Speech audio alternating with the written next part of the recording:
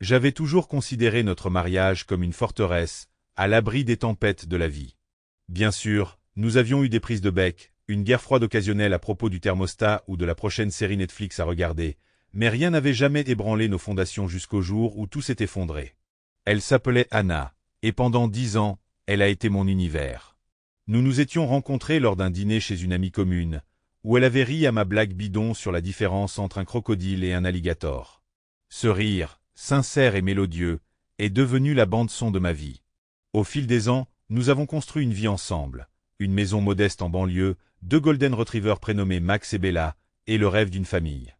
Je pensais qu'on était heureux. Puis j'ai retrouvé les textos. Ça a commencé de façon assez innocente, une notification sur son téléphone qui est apparue alors qu'elle était sous la douche. J'ai passé une excellente soirée hier soir, je n'arrête pas de penser à toi. Mon estomac s'est noué comme si on m'avait donné un coup de poing. L'expéditeur s'appelait Matt, Jim. Mon esprit s'emballa. Était-ce innocent? Peut-être un malentendu? Mais la curiosité l'emporta et, avant même de m'en rendre compte, je parcourus leur historique de discussion. Ce que je vis me coupa le souffle. Messages explicites, photos, projets de rencontres clandestines, la profondeur de leur liaison se dévoila devant moi avec une cruelle clarté.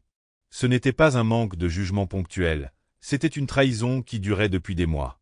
Quand Anna est sortie de la salle de bain en fredonnant un air que je lui avais adressé, elle s'est figée, le visage mêlé de choc et de culpabilité, tandis que ses yeux se posaient sur son téléphone que je tenais à la main. « Je peux m'expliquer » a-t-elle balbutié, mais sa voix s'est brisée, la trahissant. « Explique-moi » sifflai-je, la voix tremblante. « Tu traînes avec ce type, Matt? Depuis combien de temps, Anna? Depuis combien de temps me mens-tu » Ses défenses s'effondrèrent presque aussitôt, des larmes coulèrent sur son visage tandis qu'elle tombait à genoux, les mains jointes devant elle comme une pécheresse repentie. « Je suis tellement désolé, Jacques, sanglota-t-elle.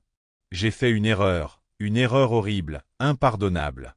S'il te plaît, crois-moi, je t'aime, aime-moi. » Ces mots me faisaient l'effet d'une piqûre d'acide.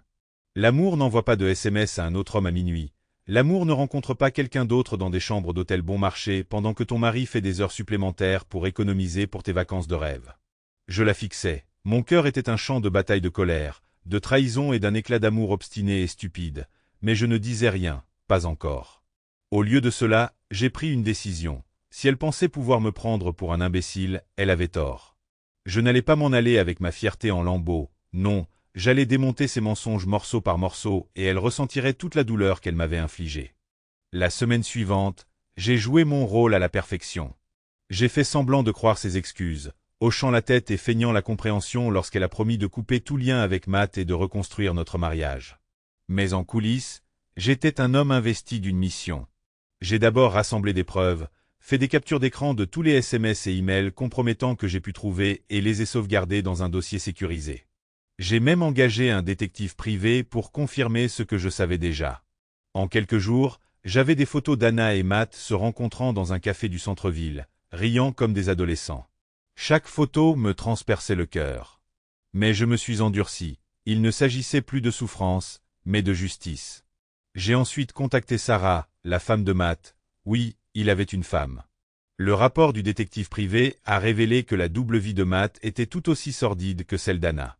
Quand j'ai appelé Sarah, elle a d'abord hésité, mais lorsque je lui ai exposé les preuves, son incrédulité s'est transformée en colère. Nous avons décidé de collaborer. Il nous a menti à tous les deux, lui ai-je dit lors d'un de nos appels nocturnes, il est temps qu'ils assument leurs conséquences. Sarah était d'accord, la vengeance était méticuleuse. Tout a commencé par un courriel envoyé à Anna et Matt depuis un compte anonyme. L'objet du message disait « On sait ». À l'intérieur se trouvaient quelques textes et photos ainsi qu'un avertissement. Ce n'est que le début.